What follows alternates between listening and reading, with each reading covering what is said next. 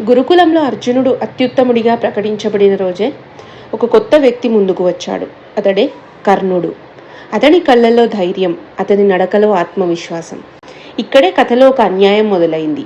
రాజసభలోని గురువులు, రాజులు ఒక ప్రశ్న అడిగారు. నీవెవరు? నీ వంశమేమిటి? కర్ణుడు నిలబడ్డాడు, కానీ సమాధానం ఇవ్వలేకపోయాడు.